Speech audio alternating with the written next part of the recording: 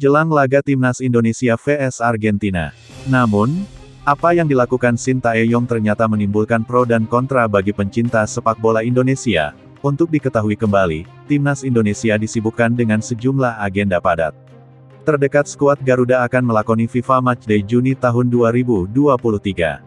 Pada FIFA Matchday Juni tahun 2023, Timnas Indonesia bakal berhadapan dengan dua negara yang secara ranking FIFA jauh di atas mereka.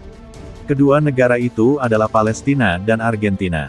Dari dua lawan itu, Argentina jadi negara yang paling disorot pencinta sepak bola tanah air. Bisa dibilang pertandingan tersebut bakal jadi sejarah bagi Timnas Indonesia.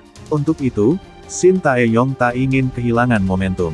Juru taktik asal Korea Selatan tersebut sudah memanggil 26 pemain untuk melakukan pemusatan latihan sebagai bagian dari persiapan. Tapi dari 26 nama yang dipanggil Shin Tae-yong, cukup menimbulkan pro dan kontra. Sebab, ia mencoret 3 pemain yang kerap jadi andalan sebelumnya. Ketiga nama yang tidak ada itu adalah Egy Maulana Fikri, Nadeo Argawinata, dan Ramadan Sananta. Tidak diketahui apa alasan Shin Tae-yong mencoret 3 nama itu. Terlebih untuk Ramadan Sananta, penyerang PSM Makassar itu jadi sorotan karena gacor di SEA Games 2023 bersama Timnas Indonesia U22. Tapi Shin Tae-yong justru tidak memanggilnya. Tak sedikit yang mempertanyakannya, namun banyak juga yang meyakini jika Shin Tae-yong lebih tahu kebutuhan tim saat ini. Di sisi lain, Shin Tae-yong juga memasukkan sejumlah pemain naturalisasi dalam skuad Timnas Indonesia.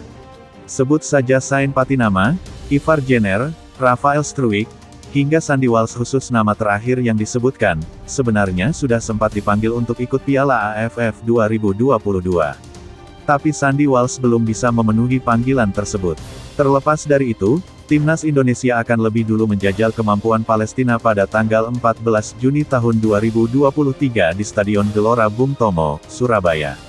Sementara laga lawan Argentina bakal digelar pada tanggal 19 Juni tahun 2023 di Stadion Utama Gelora Bung Karno, Jakarta.